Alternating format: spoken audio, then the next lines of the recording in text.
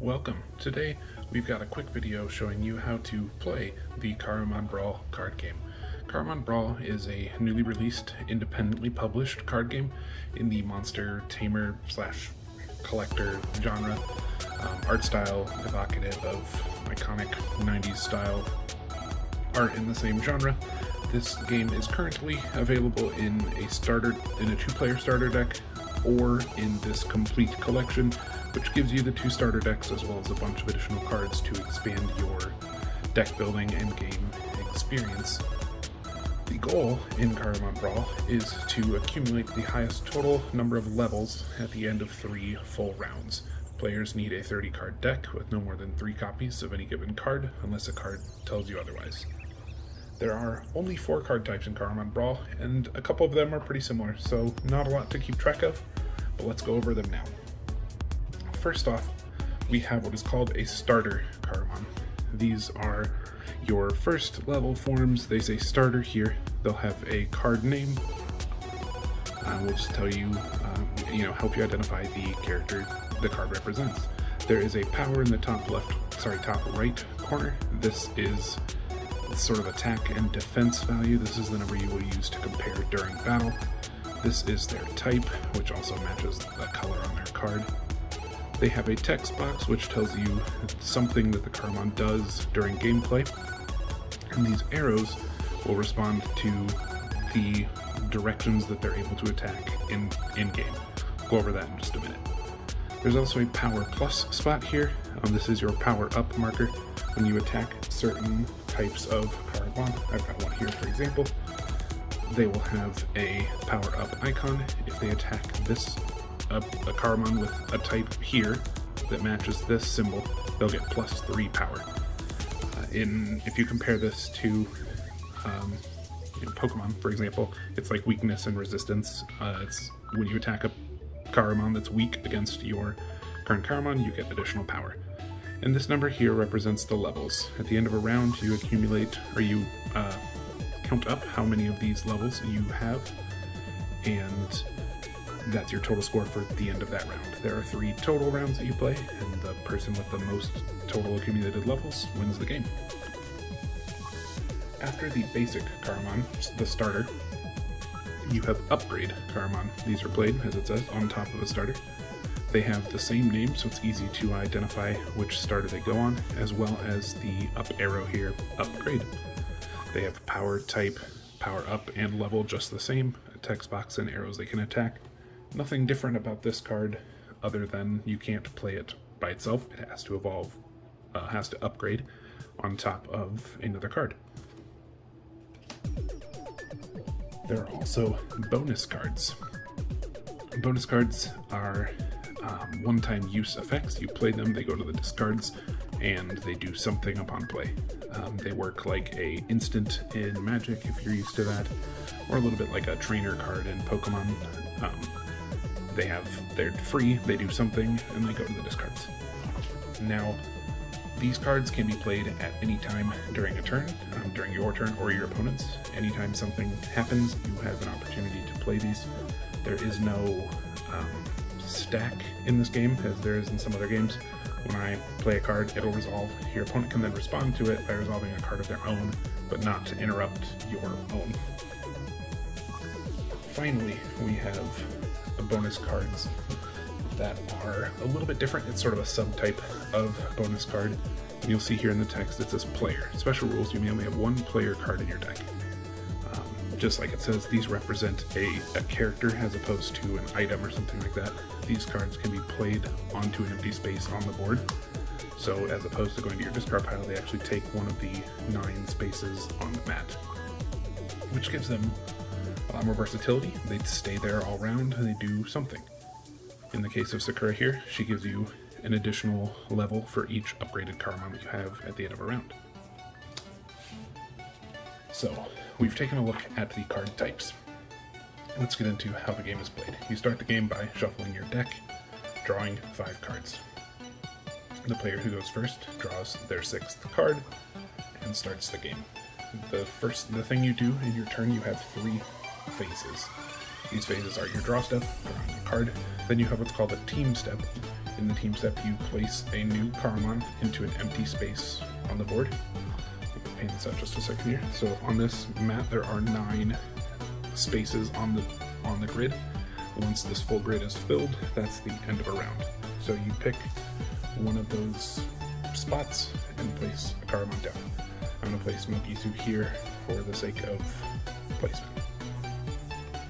When he's played, nothing happens if there's nothing to do, but it just hits the table, and this is your team step. It's adding a Karumon to the table. In this step, you could also upgrade a Karumon who was already on the table. You cannot do this in the same turn you play a card, because you're only able to play one Karumon card per turn. You can play an upgrade, you can play a starter, whatever you'd like to do, but that's kind of how that placement works. From there, you then have what's called I think it's specifically the Brawl step. You would fight a Karumon that your arrows point to on this grid. In the case of Mogisu, say we played him here, he could attack this space, or this one here. He doesn't have to, you're not required to attack, but it is an option that you're given, and this is the one time a Karumon is able to do so. So, say it's first turn, I play Mogisu here. I can do nothing with him this turn. There's no one to attack in any of the spots. I pass. There's now one space full, and we have 8 potentially more rounds to go, or more turns to go to finish this round. My opponent draws their card for the turn, and then goes into their team step where they're able to play a Karumon. They play it facing themselves. Your opponent would be sitting across from you. And now, say they play Iroh here. Iroh has a vertical arrow here, which points at Mogisu, which means in the Brawl step, these two can fight. Now, when they actually go into fighting, you compare your 2 stat values. Then the attacker has any opportunities to play bonus cards to increase their power, to use effects on their card, or elements, upgrades, whatever. In this case specifically, Mogisu has the star for a normal type, where this one is strong against, I believe this specifically is metal types. So this one's strong against metal. Mogisu is not metal, so there's no attack bonus there. This card has a power here. When a Karumon on your team defends, the attacker loses 2 power as long as there's at least one other water type Karumon on your team. Not relevant here, so in this case it is currently just a 7-5. The attacker says I have no bonus cards that I'd like to play, and it's up to now the defender to play a bonus card to try to beat the attack. Now if the numbers here are a draw, nothing happens. Neither Karumon is captured, they just sit there untouched. If the defender beats the attacker, the defender does not capture the attacker, but they don't get captured themselves. And of course, if the attacker wins, you capture the defending Karumon. If that happens, you flip the card to face the player that has now taken control of that Karumon, and this level is now added to your opponent's total levels that they have represented for the round. Now say we were in the Brawl step, and I would like to play a bonus card to try to increase Mogisu's power. I have the Cherry Bomb here. I choose a Karumon on my rival's team. It gets -1 power.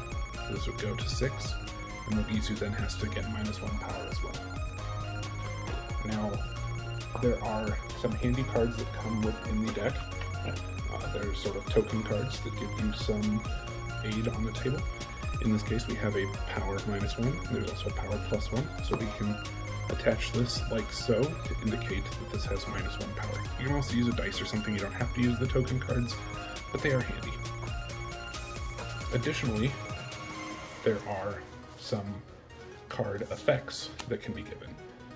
In the case of, for example, one of the cards in the starter deck gives a Karumon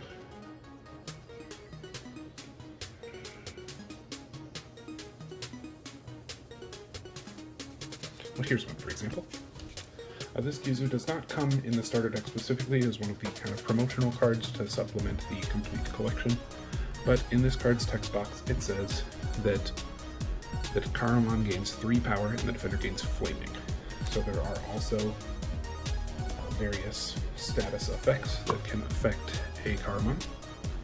We've got floating, hiding, flaming, crying, and blocking. These effects are all listed on the card, tells you what they do. Additionally, the rule cards that come with the game, they come with these handy rule reminders, also tell you what they would do if you didn't want to use the tokens. But if a character got flaming, you could just attach the card to it, like so. And it shows now that this character is flaming and gets some negative effect because of it. In this case, it loses a power every turn. So, back to the turn. We have now, I've done one turn, my opponent has played a turn. I have not been able to beat the Iroh, so Mugisu is captured. I face of my opponent. Now this is where it is important to remember, it is best to play this game sleeved, not only for protecting your cards, but also for remembering which cards belong to you.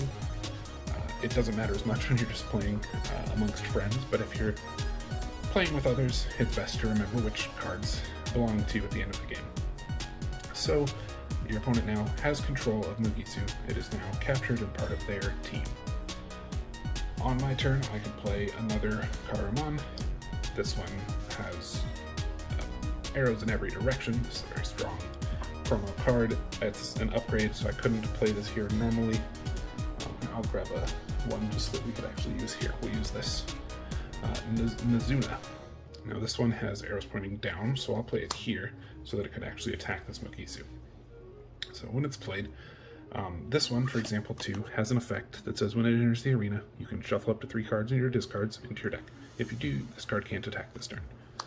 So this is a tech choice. You can decide whether or not you want to use the effect on the card, specifically this one, or attack with it. Sometimes it's good to shuffle an important card back into your deck. Say you want to get Cherry Bomb back. Other times you just want to be able to attack. Now, say I don't attack, nothing happens. It goes back to my opponent's turn. And on their turn, as opposed to playing a new Karumon to a blank space, like so, my opponent instead elects to upgrade a Karumon. Now they can do so on a Karumon, on any Karumon they control, even if it was originally mine. So say they also were running Mugisus in their deck, they could choose to upgrade to this guy because they're currently in control of a Mugisu. It doesn't matter that it was originally mine, they could upgrade it this way. Once they do, they get the effect, it's on the table, they can attack the same way that as though they had just played it, and that would end a turn as well. So you go back and forth doing this, each person draws at the start of each of these turns, until the full board, all 9 spaces are full. Once all 9 spaces are full, you count up the total levels facing each player. Say this was the end of the round, this one would have 3 and 1, that's 4. That would score 1 point, so it's 1 to 4 at the end of round 1. We then play an additional 2 rounds to determine the final winner. At the start of each new round, players are allowed to draw back up to 5 cards in their hand if they have less than that. If they have more than that, they don't have to discard down to 5, they can keep what they have. But say you were at 1 or 2 cards in hand, you can at least go back to 5 to get a good running start on the next round. That's all there really is to Karumon Brawl. It is a simple game. Games typically take 15-20 minutes, maybe a little longer in your first couple games as you're learning to play it, but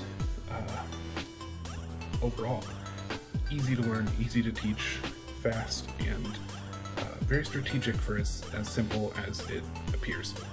The effects allow plenty of strategy within deck building, and the upgrades versus starters, power card or bonus cards, you have a lot of options in what to do to expand the decks you've built. The 2 decks that come within the starter deck are built to be playable. Of course, as you customize your builds, you will end up with much stronger lists, but again, because strategy is so important in this, where you place your cards, when you place your cards is extremely relevant. If you have any questions, any concerns at all, please contact us. I'll put a link to the Discord channel in the description of this video. There are plenty of people there who are very excited about the game, very knowledgeable, and willing to help at any time. Paul, the creator himself, is there and very present too. I look forward to seeing all of you and the decks that you put together in Karumon Brawl, and who knows, maybe we'll play over webcam one day and see which one of us can be the Karumon champion. Thanks for watching.